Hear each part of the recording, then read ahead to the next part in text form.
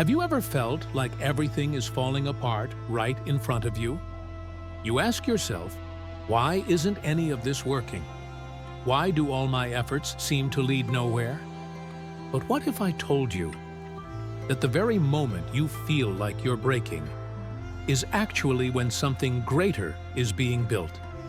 Here's what most people won't tell you. The darkest moments in life, they're not the end, they're the beginning.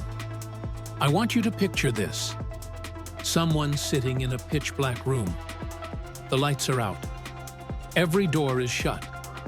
Their mind is a storm. Their heart is heavy. And every trace of hope feels like it's vanished. Maybe today, that someone is you. You lost your job. You failed in a relationship. You repeated a mistake you swore you'd never make again. And now you're wondering, what did I do wrong? But hold on. Just stop for a second. Take a deep breath and listen to a whisper. A whisper every great person has heard before. Napoleon Hill, the man who studied hundreds of the world's most successful people, once wrote, "Every adversity, every failure, every heartache carries with it the seed of an equal or greater benefit. Every setback, every heartbreak hides a seed of something greater. The problem is, that seed isn't obvious. It doesn't glow. It doesn't flash like a neon sign. It's buried deep inside the pain, and only those who are persistent enough can find it." Remember the story of the gold miner? He dug through almost the entire mine and gave up, just short of finding gold. A few weeks later, someone else came along and struck the mother lode just a few feet from where he quit. Hill told this story as a critical lesson. Many a man has failed because he quit too soon. So here's the real question. Will you walk away like that first miner? Or will you dig one more time, just once more, because that might be your breakthrough? Success doesn't come on sunny days. It's forged in storms, in sleepless nights, in those moments where you want to give up. But take one more step anyway. You're not shaped by ease. You are forged in fire. So if it feels like you're being broken, maybe you're not being destroyed. Maybe you're being reforged, like steel in the flames, like a diamond under pressure. Look back on your past. Weren't the darkest moments often the start of something life-changing? You lost something you thought you couldn't live without, but that loss made space for what you truly needed. You failed miserably, but that failure taught you something no victory ever could. Hill wrote, "There is no such thing as failure, only temporary defeat." Temporary, not forever. And how you respond to that defeat, that determines whether it's the end or a springboard. So stop seeing everything as if it's breaking you. Start asking instead, what inside of me is being built through this season? Faith? Strength? Grit? Clarity? No one becomes successful without facing failure. No one becomes great without questioning themselves. And no one ever changed the world by quitting when things got hard. So if life is pushing you to the edge right now, don't be afraid. Keep going, because you might be closer to something bigger than you ever imagined. And in the next part of our journey, we're going to explore something absolutely vital. Not all pain is pointless. Some pain has a purpose and a pattern.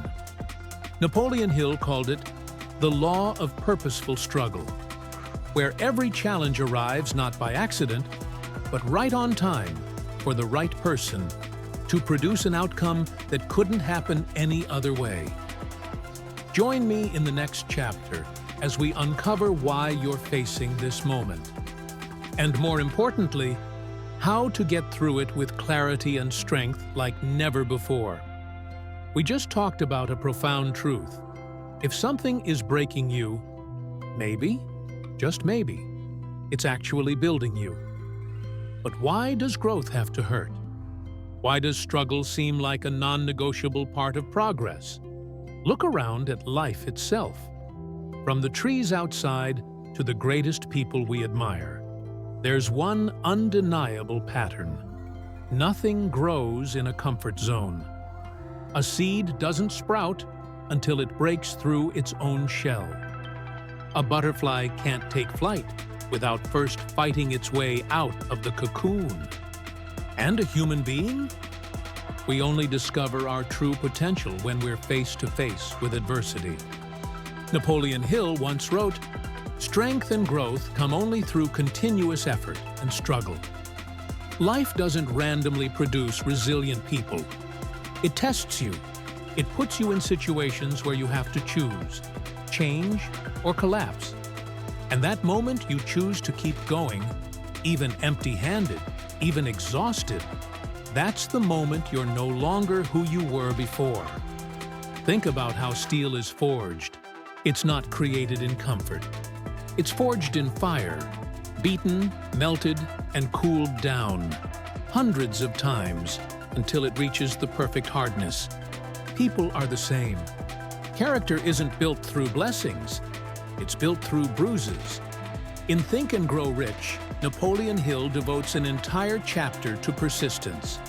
He believed the greatest difference between those who succeed and those who don't isn't talent. It's the ability to stand tall when everything is trying to knock you down. Those who have cultivated the habit of persistence seem to enjoy insurance against failure. Napoleon Hill. In other words, struggle is a required course, but if you pass it, you're almost protected from defeat. Look at the giants Hill once interviewed, people like Henry Ford and Abraham Lincoln. Every one of them went through rejection, bankruptcy, failure, and loss. But they didn't fall because they understood. Struggle didn't come to destroy them. It came to test them, to prove they were worthy. Hill wrote, "Every adversity brings with it the seed of an equal or greater opportunity." The key is, can you see the opportunity hidden inside the adversity? Do you believe there's a higher version of yourself waiting on the other side of pain? Or will you surrender when the road gets hard? Life doesn't care about your comfort. It cares about your awakening. And to wake up, you have to fight. That's the law. Not every battle looks glorious. Sometimes it's just getting out of bed when you have no motivation. Sometimes it's writing one more page, even if no one reads it. It's holding on to your faith when everyone else says you should give up. Each one of those small efforts, every act of defiance against defeat, builds an invisible muscle inside you, your will. Because in the end, struggle isn't just about achieving something, it's about becoming someone. So if you're in the fight right now, if you're tired, questioning whether it's all worth it, remember this: no struggle is meaningless if it teaches you something. In the next part, we're going to step into a stage that many people see as the end. But in reality, it's the very beginning of a powerful transformation. The breaking stage, where pain is not the finish line. It's the birthplace of a stronger version of you. Keep going, because greatness is never born in ease. It only arrives after you've walked through the fire. We've already said that struggle isn't random. It has a purpose, it plays a role, and more than anything, it's a condition for your growth. But there's one stage that's different, a stage where the pain becomes overwhelming, and it feels like everything is falling apart. That stage is what people call the breaking point, and that, right there, is where everything begins to change. Have you ever felt that way? You did everything you could. You worked day and night. You believed in your mission. But then, every door slammed shut. No one seemed to understand you. No results showed up. And you just sat there, doubting yourself, asking, is this the end? That is the breaking point. It's not just disappointment. It's that disorienting, hopeless feeling like you've lost your direction, your faith, and maybe even yourself. But do you know what's special about it? Napoleon Hill once wrote, "Most great people have attained their greatest success just one step beyond their greatest failure. Most of the world's greatest people hit their breakthrough right after the moment they thought they had lost everything." Let me tell you a few stories. Walt Disney was once fired for lacking imagination. His first company failed miserably. He couldn't even afford rent. But in the middle of that despair, he imagined a small character with big ears and named him Mickey. Howard Schultz, the man behind Starbucks, grew up watching his father get mistreated by the labor system. It planted a dream in him to build a workplace where people were treated with dignity. But when he started, over 200 investors told him no. More than 200 times, he was rejected. But he kept going, and the rest is history. Stories like these aren't rare. They're patterns. And if you're in a place right now where it feels like everything's collapsing, maybe you're not at the end. Maybe you're standing right at the edge of the biggest turning point of your life. Napoleon Hill believed that before every major success, life will test you to your very limits. He wrote, "Before success comes in any man's life, he's sure to meet with much temporary defeat, and perhaps some failure. When defeat overtakes a man, the easiest and most logical thing to do is to quit. That is exactly what the majority of men do. Temporary defeat is inevitable, and most people stop there. They mistake it for the end. But only those who understand that pain is just part of the journey can go beyond it. The psychology of the breaking point is very real. When you hit it, you don't see hope. You shut down. You become negative. You let emotions take control. You start telling yourself things like, "I'm not good enough. Maybe I'm not cut out for this. I must have chosen the wrong path." But right there, if you can hold on to just one tiny seed of faith, just one spark, you can keep going. Why? Because right after the breaking, often comes the rebirth. You start seeing things more clearly. You're forced to ask yourself real questions. What do I truly want? What are my core values? If it wasn't about money or recognition, would I still do this? And when you answer those questions, you start living truthfully. Not for others' expectations, not for appearances, but because you know what matters to you. What's worth fighting for? The breaking point isn't the end. It's a test. It strips away the weak layers and reveals the strength at your core, the part of you that you didn't even know existed. Napoleon Hill said, "Opportunity often comes disguised in the form of misfortune or temporary defeat." So if you're hurting, know this. That very pain may be opening a door you've never dared to walk through. If you're losing something, maybe you're being renewed. If you're at your breaking point, maybe you're inches away from bending reality. I don't know what you're going through, but I believe one thing. If you're at what feels like the end, pause. Don't turn left.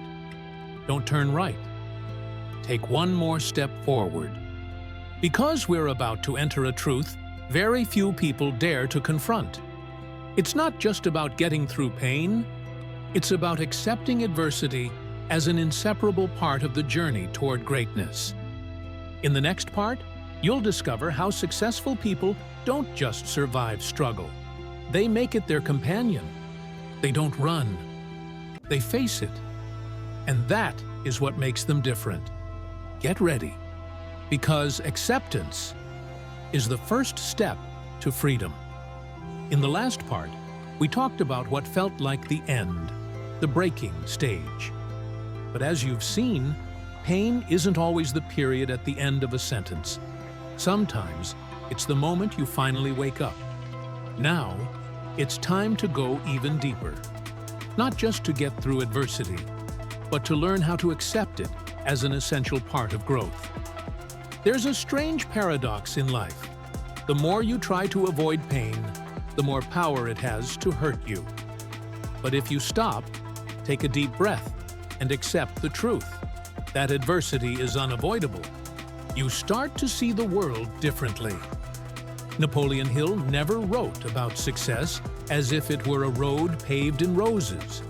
In fact, he emphasized that every great person he studied had endured suffering, loss, and countless failures.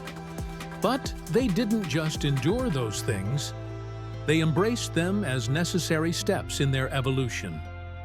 He wrote, "Every adversity, every failure, every heartache carries with it the seed of an equal or greater benefit." You see, every setback, every failure, every heartbreak contains a seed, and you can't harvest anything if you refuse to plant it. Think about a bodybuilder. Every time he lifts weights, he's tearing tiny muscle fibers. Pain is unavoidable, but those very tears trigger the healing process that makes the muscle bigger, stronger, more resilient. If he avoids pain, skips the hard reps, his body never grows. Same goes for you. The tears of the soul, those rejections, abandonments, and moments of being overlooked, are what make you stronger if you allow yourself to see the meaning behind them. Hill once shared the story of Abraham Lincoln, a man who lost multiple elections, failed in business, and suffered heartbreaking personal loss. But Lincoln didn't let adversity crush him. He let it shape him. And that shaping is what helped him become one of the greatest presidents in U.S. history. The strongest oak of the forest is not the one that is protected from the storm and hidden from the sun. It's the one that stands in the open, where it is compelled to struggle for its existence against the winds and the rains and the scorching sun. Napoleon Hill. To become the strongest oak, you can't live in a perfect environment. You have to face the storms, the scorching heat, the relentless winds. You have to get scratched, bruised, and battered. You have to learn how to survive. Accepting adversity doesn't mean giving up hope. It doesn't mean surrendering. It means you stop fighting reality and start asking, what can I learn from this? Collapse isn't always the end. Sometimes it's the only way something greater can be born. We often think failure is proof we're not good enough, but the truth is, it's just the process required to become the version of yourself that success demands. Hill once said, "Failure is nature's plan to prepare you for great responsibilities." If you've never been rejected, you won't know how to stand tall in the face of judgment. If you've never failed, you won't understand what it means to rebuild from nothing. If you've never fallen, you won't know how deep your strength really runs. Adversity doesn't show up to defeat you. It shows up to test you. And if you pass that test, you don't just achieve something, you become someone. Someone who can endure. Someone who can empathize. Someone who can lead. Someone who can inspire. No one has ever earned deep respect without first surviving deep trials. Accepting adversity is accepting life itself. It means understanding that you can't control everything, but you can always control your response. And that response, if rooted in calm, persistence, and faith that everything happens for a reason, becomes the foundation for a future no one can take from you. So instead of asking, Why is this happening to me? Start asking, what is this trying to teach me? Because hidden in the adversity you're facing right now, there just might be a seed for something extraordinary tomorrow. And that's exactly what we'll explore in the next part. How to plant that seed. How to turn pain into power, failure into fuel, and your life into living proof that rebirth is real. We've just learned that adversity isn't the enemy. It's the quiet teacher shaping our will and forging our strength. But there's an even deeper truth. Every challenge you're facing right now doesn't just carry meaning. It carries a seed of potential for success. There's an unspoken law in nature. No seed sprouts without first being buried. It gets pushed into the earth, surrounded by darkness, cold, alone.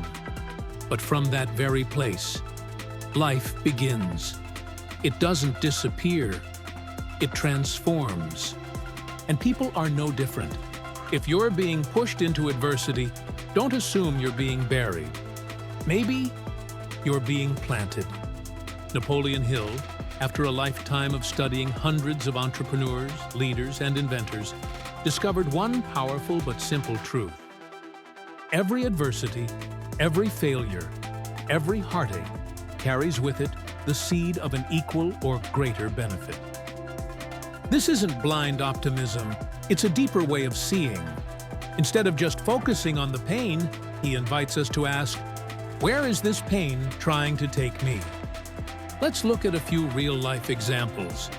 When Thomas Edison failed thousands of times while trying to create the light bulb, he didn't call them failures. He said, I've just found thousands of ways that won't work. Each failure was a seed of experience. And every one of those seeds helped create the first spark of light that changed the world. Steve Jobs was once fired from the very company he founded. It was one of the most painful moments of his life. But later, he said, getting fired from Apple was the best thing that could have happened to me. Why? Because it forced him back into a place of pure creativity, and eventually led to one of the most legendary comebacks in tech history. That fall became the fertile ground where a stronger version of him could take root.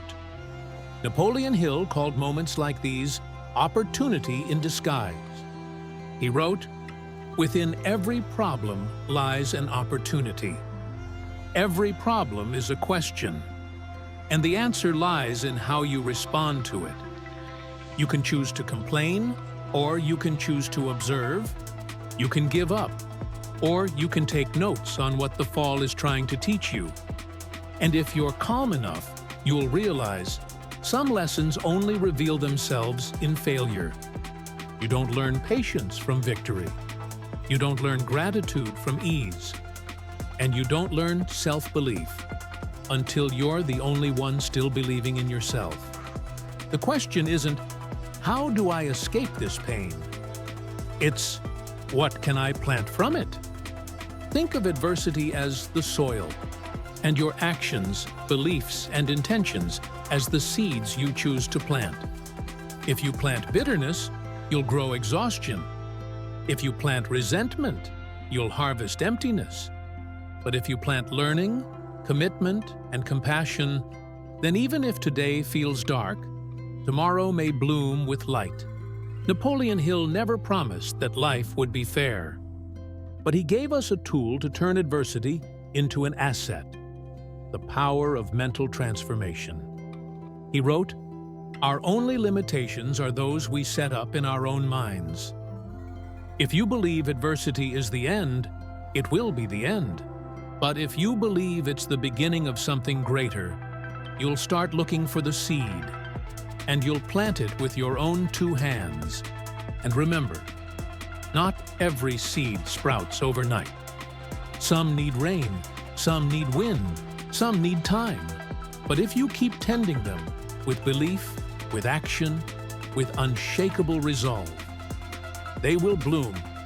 So next time you hit a crisis, next time you're rejected, Next time it feels like the world is pushing back against you, pause for a moment and ask yourself, what seed is being planted inside me right now?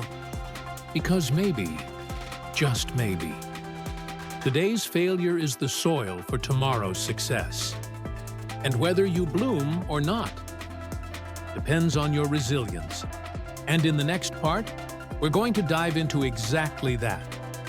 How to build resilience, so you don't just survive the storm, but rise stronger from the very place you once fell. We've just come to understand that within every adversity lies a seed. But for that seed to grow into success, you need one essential thing: resilience. Because not everyone who plants will harvest. Only those with the endurance to wait, to keep going, and not give up. Resilience isn't something you're born with. It's not genetic. It's a skill, a habit, built moment by moment, through every failure, every setback, every time you're knocked down and choose to rise again. Napoleon Hill once said, "Persistence is to the character of man as carbon is to steel." Persistence is what hardens character, just like carbon strengthens steel. Without it, you can't be tough. You can't be durable. You can't become the strongest version of yourself. Think back to the times when you felt like you couldn't go on, the moments you were brought to your knees, the nights you clenched your jaw and pushed through, even though everything inside you wanted to quit. If you stayed standing, even just a little, you laid one more brick in the foundation of your resilience. Resilience isn't just mental strength, it's emotional endurance. It's being able to regulate your emotions when you're wounded. It's staying calm when everything around you is chaos. It's refusing to let other people, or your circumstances, define your worth. Remember the story of someone Napoleon Hill once spoke of, Henry Ford. When the entire automobile industry mocked him for daring to break the traditional manufacturing system, he didn't argue. He responded with action, with innovation, with results. Ford built his resilience from rejection, criticism, and massive pressure. He turned it into creative fuel. Hill emphasized, "A quitter never wins, and a winner never quits." Resilience isn't about never falling. It's about getting up faster, every single time you do. And here's the key. Resilience doesn't mean going back to who you were before. It means moving forward, beyond who you used to be. It means continuing with sharper clarity, with deeper maturity, with renewed fire. Resilience is a choice. You can choose to look at failure and see proof you're not enough. Or you can choose to see it as the very place where you're being forged. You can let your past define you. Or you can define yourself from this moment forward. You may be hurt, but you're not broken. You may have failed, but you're not finished. The most successful people in the world aren't the ones who never fall. They're the ones who fall and learn how to walk stronger because of it. Hill also spoke of a common trait in those who are resilient. They don't wait to feel ready. They don't wait to be perfect. They take action even when it hurts. And that's what creates breakthroughs. Resilience is what separates the dreamers from the doers. It's the bridge between desire and reality. And you can't build anything lasting if you don't have a foundation made of resilience. That's why Hill declared, "Persistence is the power of will." It's the ability to stick to a task until it's done, no matter how long it takes. You might be delayed. You might be knocked off course, but you cannot be defeated if you keep choosing to rise and keep moving forward. So if today you find yourself in a hard season, don't try to escape it. Use it. Let it train your resilience. Because you never know. This fall could be preparing you for the biggest leap of your life. And once you've built that resilience, the next step is this: turning your pain into power. We'll explore how to not just rise again, but rise stronger from the exact place you once fell. Keep going, because every day you're becoming tougher than you were yesterday. We've just uncovered one of the most critical life skills of successful people: resilience. But resilience alone isn't enough. Because to move forward, you don't just need to get back up. You need to ignite from within, and that fire often starts with pain. Inside every person who's ever failed, there are two possibilities. One, to give up, shut down, and live the rest of their life bitter and broken. Two, to turn the pain into fuel, into the gasoline that ignites a burning desire so fierce nothing can extinguish it. Napoleon Hill called it burning desire. He said, "Desire is the starting point of all achievement." So here's the real question. Do you actually want it? Bad enough? A lot of people say they want success, but they only want it when it's easy. They only want it when it's convenient.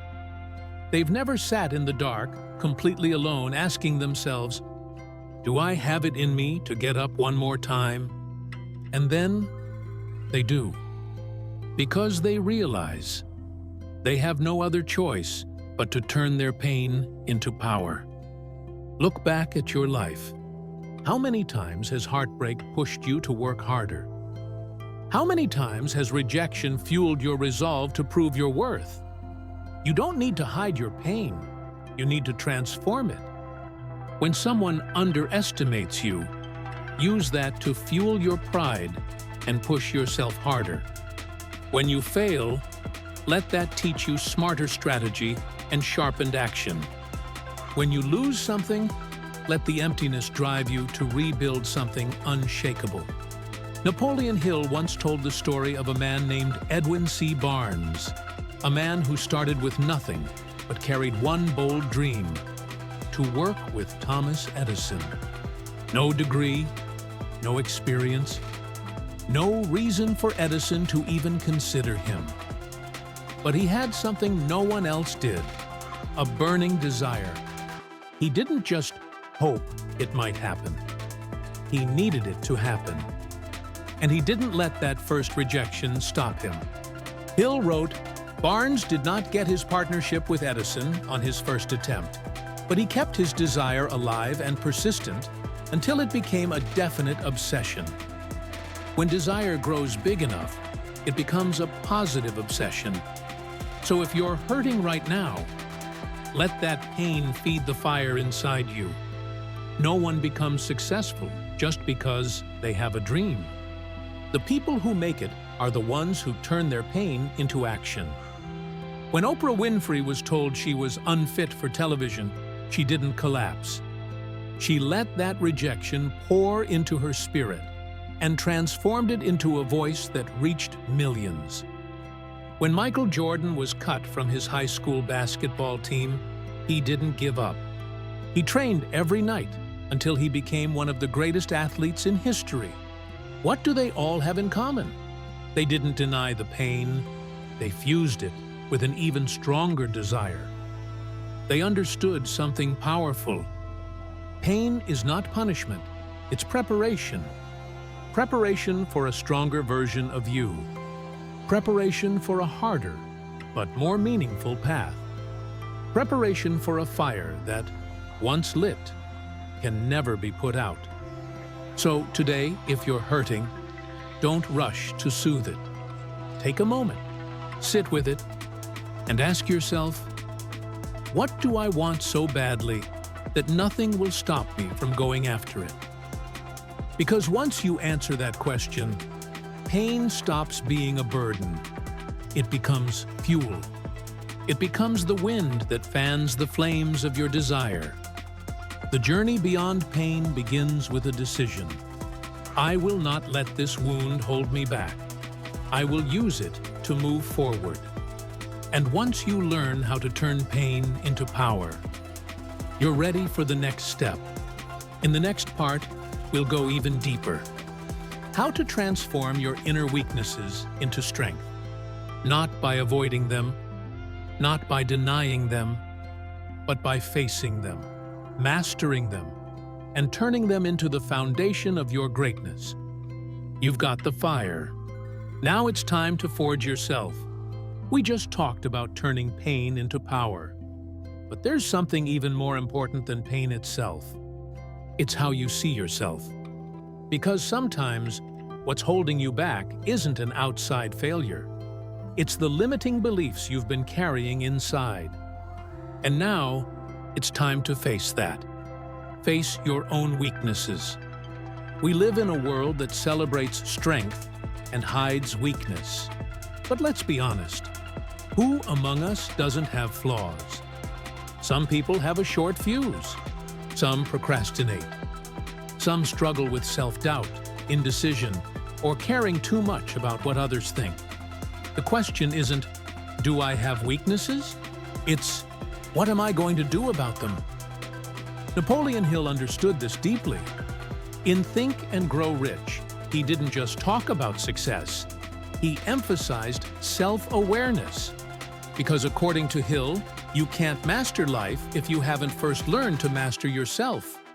He wrote, "You are the master of your fate, the captain of your soul." But how can you be the captain of the ship if you don't even know where the leaks are? Transforming your weakness starts with the courage to look inward, without defensiveness, without denial. Take Hill himself. He admitted he was often ruled by emotion, quick to anger, quick to doubt himself. But instead of running from it, he studied those patterns. He wrote them down. He sought to understand. And through that understanding, he began to rebuild himself. Transforming weakness doesn't require perfection. It simply demands radical honesty. Because only when you know where you are, can you figure out where you're going. Hill once shared the story of Charles Schwab, who led U.S. Steel Corporation. Schwab wasn't the most technically skilled. In fact, he had weaknesses when it came to analysis and detailed management. But he had one standout strength: the ability to inspire and build trust. Schwab didn't deny his weaknesses. He compensated for them by building strong teams, staying flexible, and putting trust in others. He didn't try to do it all. He turned his blind spots into opportunities to collaborate. And what about you? If you lack decisiveness, train yourself to plan thoroughly so your decisions come faster. If you procrastinate, use that awareness as a trigger to design systems of discipline. If you're often doubtful, let that push you to research deeper and learn more. Hill wrote, "Our real enemies are within us." We think the world is our enemy, but sometimes it's our own fears, habits, and mental blocks that weigh us down the most. And here's the paradox. Those who learn to transform their weaknesses are often the strongest people you'll ever meet.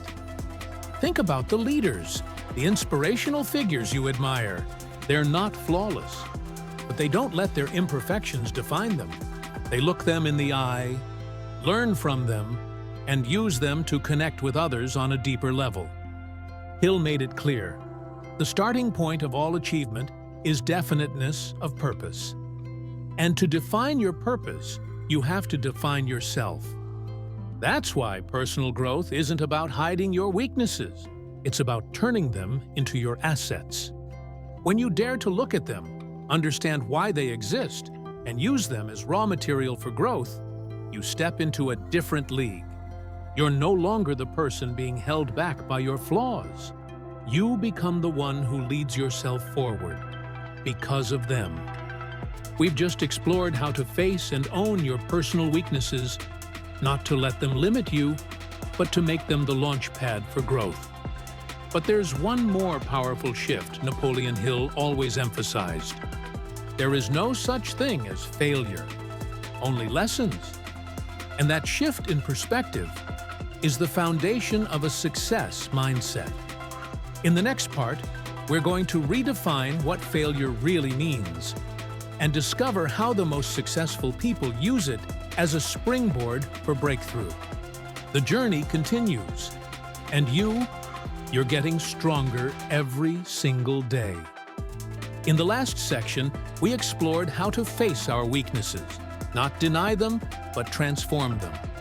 Now it's time to zoom out and ask a bigger question. What do you do when those weaknesses lead to failure? The key lies in mindset, and more specifically, in how you define failure. Most of us grow up being taught to avoid failure. Mistakes are bad. Losing means you're not good enough. Falling down is shameful. And so, many people spend their entire lives playing it safe, never taking risks, never stepping outside the lines, never truly showing up. But here's a truth every successful person understands. Failure isn't the opposite of success. It's part of the journey, and an essential part. Napoleon Hill wrote, "Every failure brings with it the lesson you needed most." Pause and let that sink in.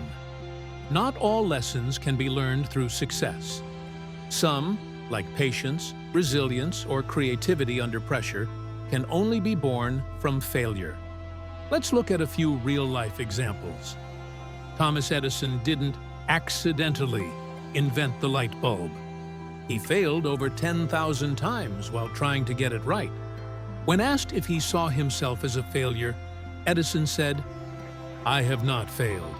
I've just found 10,000 ways that won't work." He didn't treat every failed experiment as an ending. He treated each one as a step closer to the right solution. That's the mindset of failing forward. No stopping, no turning back. Every failure is a step forward, if you learn from it. Henry Ford, founder of the Ford Motor Company, went bankrupt twice before creating one of the most iconic car companies in the world.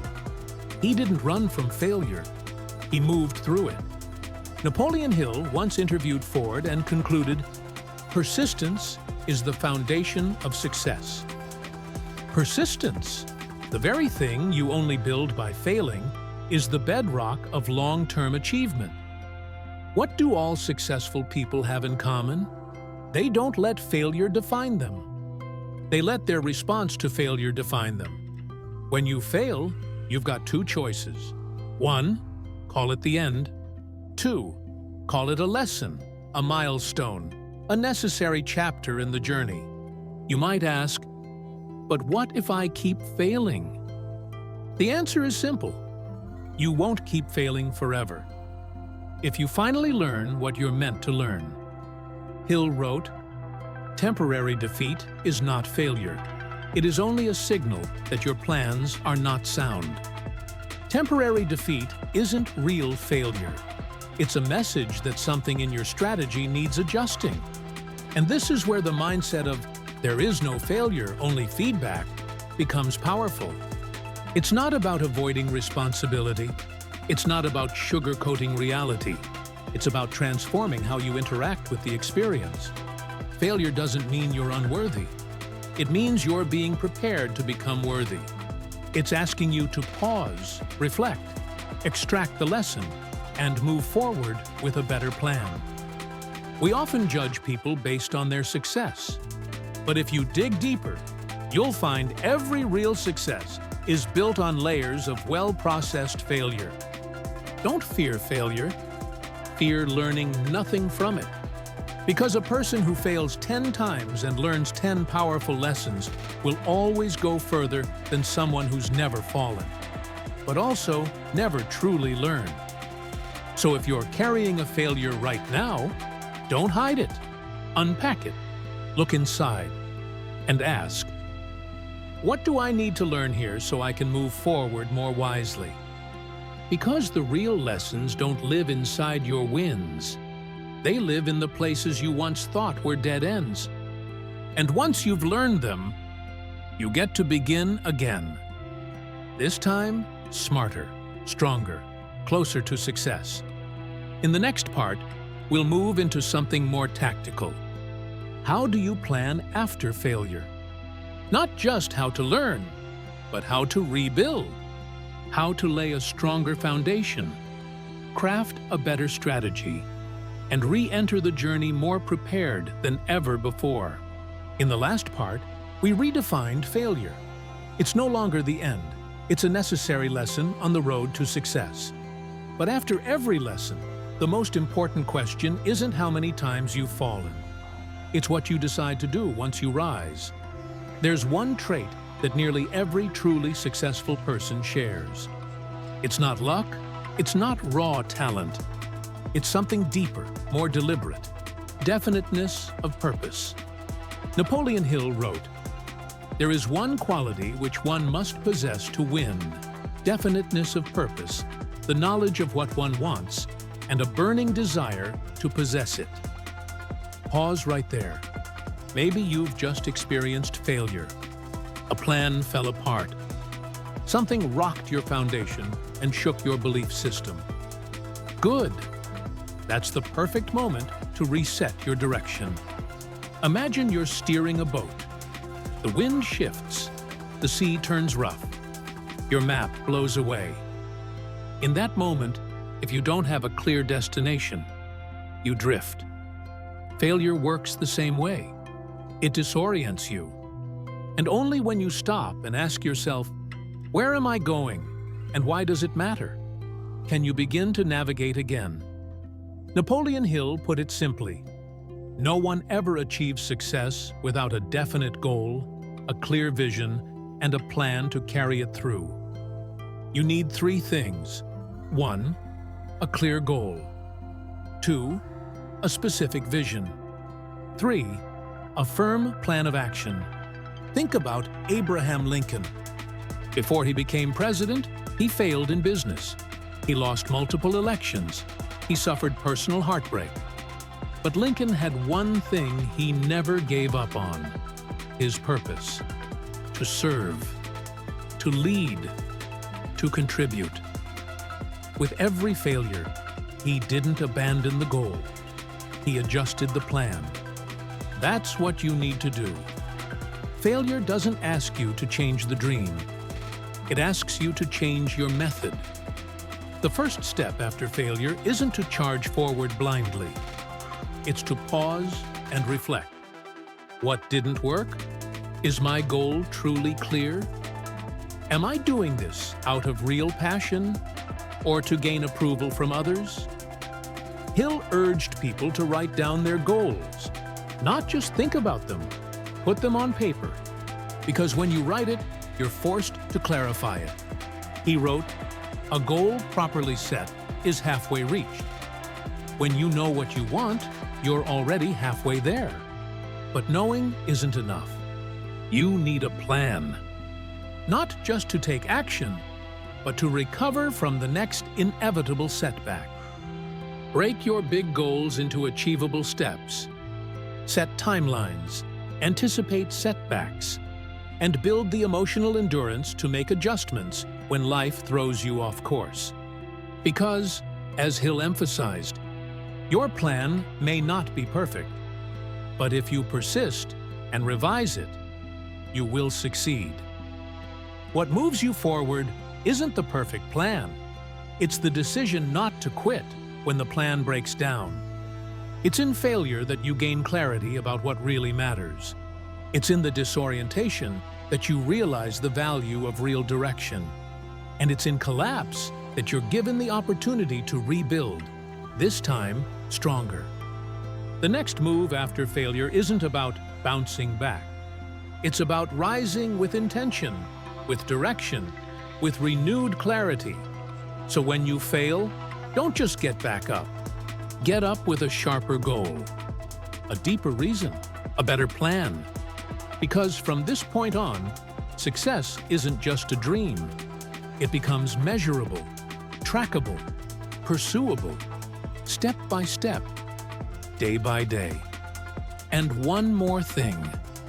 If there's one force that will keep you moving when every plan falls apart, It's persistence. In the next part, we'll dive deep into the power of persistence, the quiet force that's helped millions push through hardship, break through limits, and turn the smallest beginnings into something truly extraordinary. You now have the goal. Now it's time to hold on to it, no matter what. We just talked about rebuilding your goals after failure, but there's one thing that will ultimately determine whether or not you'll turn that plan into reality: persistence. You don't always have to be smarter. You don't always have to be faster or stronger. Sometimes, you just have to keep going longer than everyone else. Napoleon Hill once wrote one of his most famous lines: "Persistence is to the character of man as carbon is to steel." Persistence is what makes you not just survive, but become solid, resilient, and unbreakable. Success doesn't show up instantly. It comes after repeated failures, after countless moments when you wanted to quit, but didn't.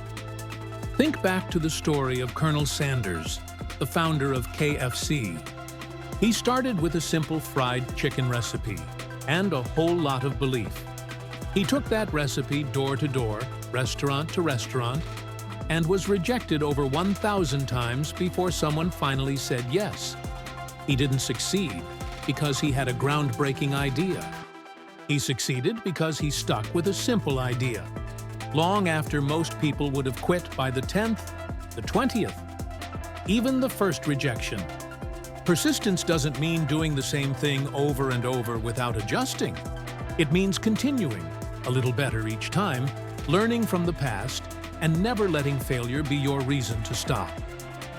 Napoleon Hill emphasized, "There may be no heroic connotation to the word persistence, but the quality is to the character of man what carbon is to steel." It may not sound flashy, but it's the thing that shapes every great human being. You may not be the most talented. You may not have the experience. You may not have had the best starting point. But if you can be persistent, you already have what most people lack. Look around. Most people don't lack dreams. They just lack the ability to stick with them long enough to see them come alive. Persistence builds inner strength. Every time you keep going, even without results, you're building willpower. Every time you do something hard, no matter how small, you're stacking up micro wins. And when those wins pile up, they create a transformation. Hill called this the power of accumulated effort. You don't need to break through in a single day. You just need to keep going, steadily, relentlessly, and you'll outlast anyone trying to sprint. When Thomas Edison failed thousands of times trying to invent the light bulb, he didn't give up. Others saw failure. He saw steps, each one bringing him closer to the solution. Every try was a lesson. Every adjustment moved him forward. And that's the point. Successful people aren't the ones who fail less. They're the ones who don't let failure stop them. So how do you cultivate persistence? 1. Be clear about why you started. If your reason is strong enough, quitting won't be an option. 2. Make action a habit. Don't rely on motivation every day. Build routines. Discipline is your foundation. 3. Accept slow but steady progress. Real success doesn't happen overnight. It's the result of thousands of persistent days. 3. Find joy in breaking limits. Every time you push just a little further, you're reinforcing something solid inside you. So, if you feel like you're moving slowly, don't worry. If you see others succeeding while you're still struggling, don't let that shake you. Because the one who goes the furthest isn't the fastest. It's the one who doesn't stop. In the end, persistence won't just help you move forward. It will keep you going, even in the dark, when nothing is certain, when you can't yet see what's ahead. And in the next part, we're going even deeper. Acting in spite of fear, moving through the dark. How do you keep walking when there's no light in sight? How do you hold on to belief when everything feels uncertain? Get ready, because this is where real strength is born. We just explored the power of persistence, the trait that helps you keep going even after you fall. But to truly begin again, to take that next step, sometimes what holds you back isn't exhaustion, it's fear. And here's the thing, fear shows up loudest when you're walking through the dark. There's a question almost everyone has quietly asked themselves at some point. If I'm not sure I'll succeed, should I even start? And the answer that most successful people would give? Start. Even if you're uncertain, even if you're afraid, even if you're not ready. Napoleon Hill wrote, "Do not wait. The time will never be just right. Start where you stand and work with whatever tools you may have at your command." You don't need a perfect plan. You don't need guarantees. You just need one first step, even if it's into the dark. We often delay action, waiting for the right moment. But the truth, there is no such thing as a perfect moment. Every beginning comes with fear, doubt, and lack of experience. And if you refuse to act until you feel fearless, you may never act at all. Look at the journeys of the people you admire. Do you think they started when everything was clear? Not even close. They took action without knowing the outcome. They wrote their first book not knowing if anyone would read it. They made their first investment while still doubting themselves. They moved while still trembling. Hill once said one of the biggest reasons people fail is because they simply never begin. Action is the real measure of intelligence, he wrote. Being smart isn't about how much you think, it's about what you're willing to do. Think about Walt Disney. When he first pitched the idea of Disneyland, people called it a foolish dream. No bank wanted to fund it. No investor believed in it. He borrowed money, mortgaged everything, worked around the clock. And the one thing he had wasn't certainty. It was a blind belief that if he didn't try, he'd regret it for the rest of his life. And now, the world is grateful he did. So how do you take action when fear is still there? 1. Recognize that fear is normal. If you're scared, it means you're growing, stepping outside your comfort zone. That's a good sign. 2. Don't wait for fear to disappear. It won't, but it fades when you move toward it. 3. Break the action into small steps. If one big leap feels overwhelming, shrink it down. Make it manageable. Make it doable. 4. Focus on your why. The clearer your reason, the stronger your courage. When your purpose is loud, fear gets quiet. 5. Imagine the cost of inaction. Being afraid of failure is one thing, but picture yourself 10 years from now, stuck in the same place, because you didn't even try. That's far scarier. Hill emphasized something powerful. The world has the habit of making room for the man whose words and actions show that he knows where he is going. The world opens doors for those who move, even without a detailed map. You don't need to see the whole path. You just need the courage to take the first few steps. So if fear is making you hesitate today, remember this. It's not the bravest people who move forward.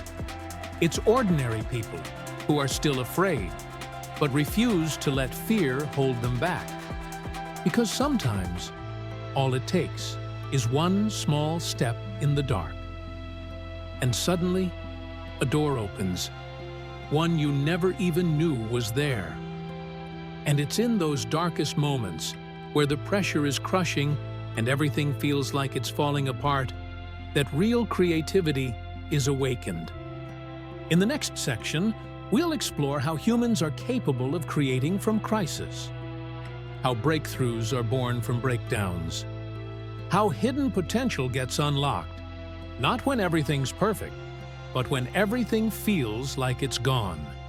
You've taken the step. Now it's time to create what's never been done before. In the last part, we talked about having the courage to act even when you're afraid, about walking into the dark without needing to see the entire path. But sometimes the darkness isn't just uncertainty. It's crisis. It's collapse. It's everything you once believed in, shattered. And in that moment, you face a choice: freeze or create.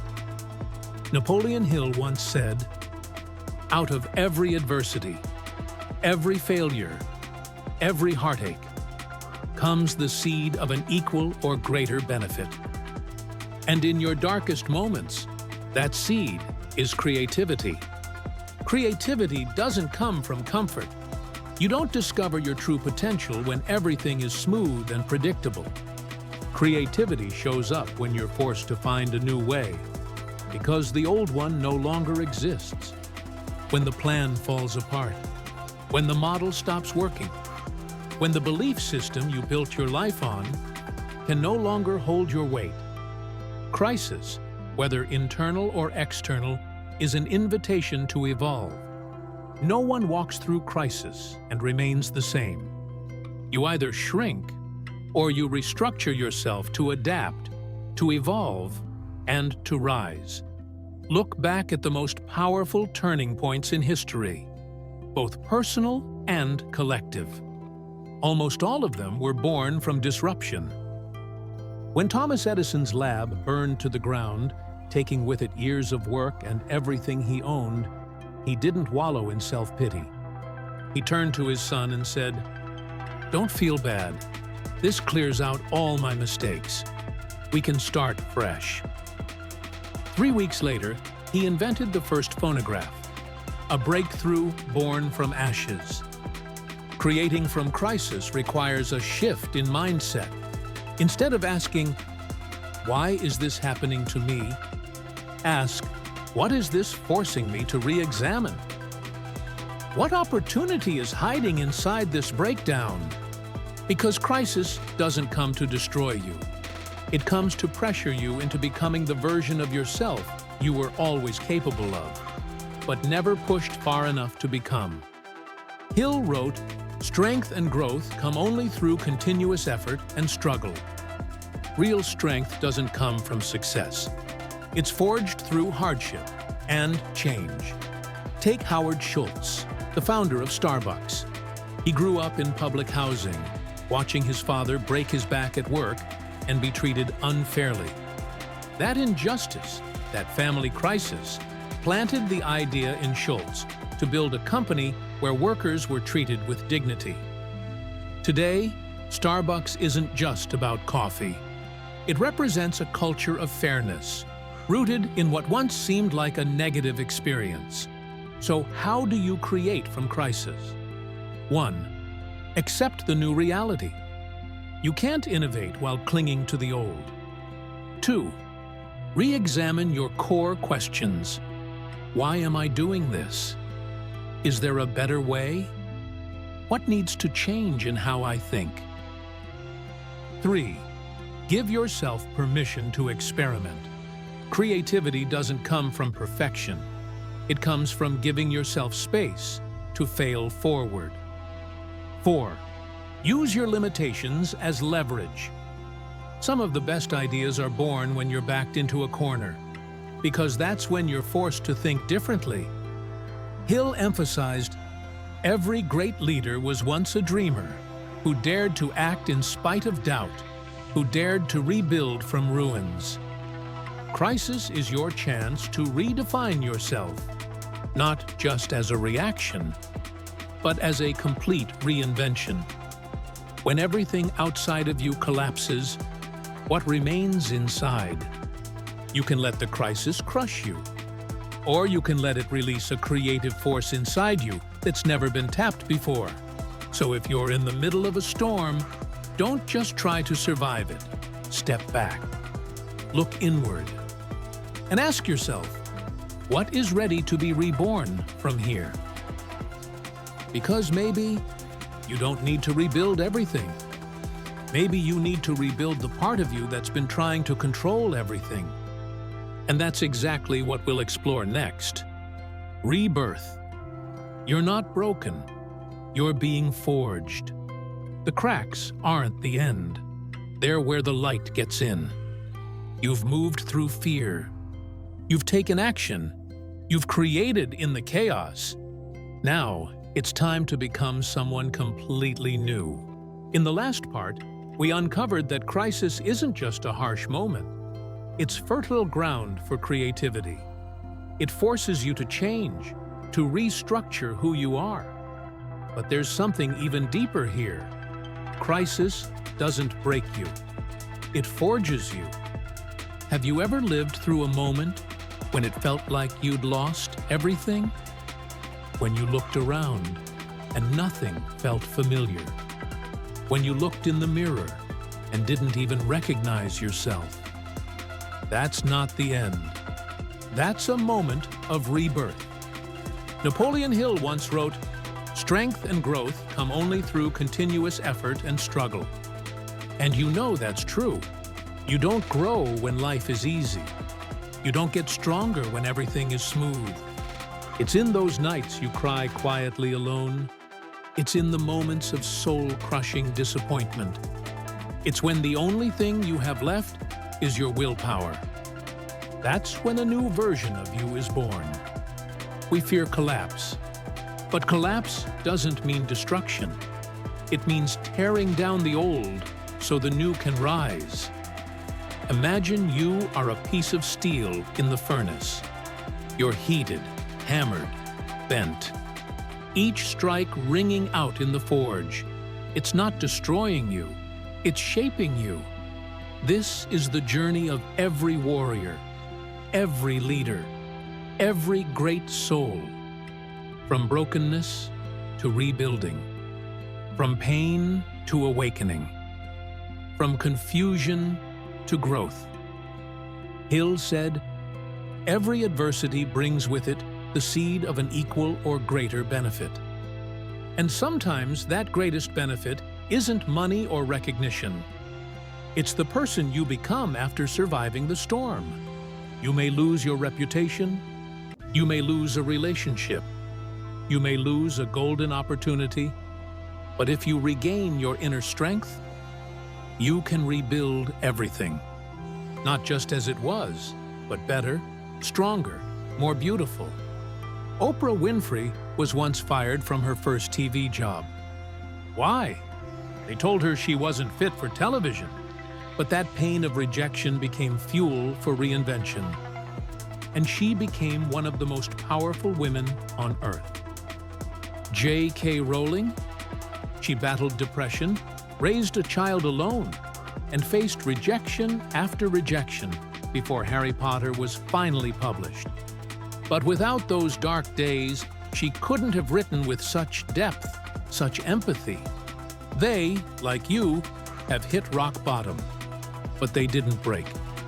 They became sharper, clearer, unshakable. Hardship doesn't mean the universe forgot you. It means life is still working on you, training you, stripping away what's no longer needed, leaving only what's essential for the road ahead. As Hill said, the turning point in the lives of those who succeed usually comes at the moment of some crisis. If you're in that moment, you're standing on the edge of something big. You're not broken. You're not ruined. You're not defeated. You're being forged in fire, into a tool sharper, stronger, and more purposeful than ever before. So lift your head. Don't just survive. Rise. Don't just get through it. Become someone new. Because sometimes rebirth doesn't come from a miracle. It comes from the sheer will not to quit, and from choosing to see your pain as a call to evolve. If you've made it this far, you've already walked your own path. From adversity to awareness. From pain to action. From fear to persistence. From collapse to rebirth. And maybe, just maybe, you haven't reached your goal yet. But if you keep going, you'll realize the very things that felt like they were breaking you were quietly building a greater version of you. You've walked with me through a long journey where we've faced failure, adversity, breaking points, fear, and even self-doubt. We've learned how to face our weaknesses, reset our plans, persist without giving up, and even take action in the dark. We've created in crisis, risen from the ashes, and now it's time to look back at it all and realize the most important truth. You're not being broken. You're being built. Life isn't easy. That's true. You've failed. You've hurt. You've questioned everything. But if you're still here, still listening, still moving forward, then it means you're still growing. Napoleon Hill once wrote, "Every adversity, every failure, every heartache carries with it the seed of an equal or greater benefit. Every challenge carries a seed, but no one plants a seed just to wait. You've got to water it. You've got to tend to it. And you've got to believe that beneath the dark soil, something powerful is taking root. And so do you. Maybe you don't see the results yet. Maybe things still feel unclear. But I want you to hold on to this truth. If it's hurting, it might be strengthening you. If you're at your breaking point, that's not the end. It's just a transition. If you feel like you're falling apart, it may be because the old version of you no longer fits who you're becoming. And if you feel alone, remember, every great soul has walked through the dark before stepping into the light. Hill said, "Strength and growth come only through continuous effort and struggle." Strength doesn't just arrive. It's built over time, through struggle, and through the daily choice to keep going. And maybe, just maybe, today, in the middle of all the chaos and uncertainty, you're being prepared for something bigger. Bigger than you imagined. Bigger than anything you've lost. Bigger than the pain you carry. You're not falling apart. You're being reshaped. You're being renewed. You're being built into the person this world has been waiting for. So if you feel like life is pushing you to the edge, don't run from it. Walk straight into it. Stare it down. Ask it, "What are you here to teach me?" And then rise, slowly if you must. Unsteady if you must. Uncertain if you must. But rise like someone who knows they're not broken. Just being forged. If what you've just heard, what you've just felt, has stirred something inside you, if this journey has helped you see life through a new lens, let me know you're still here. Comment, "I will not quit. I'm being built."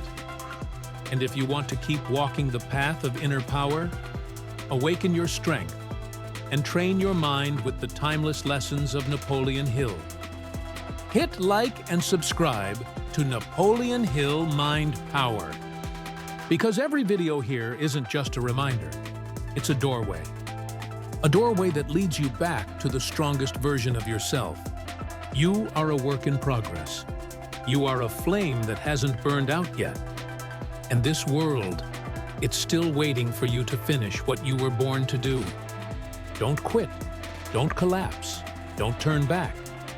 Because if life is testing you, it might be because it already knows you're ready for something greater.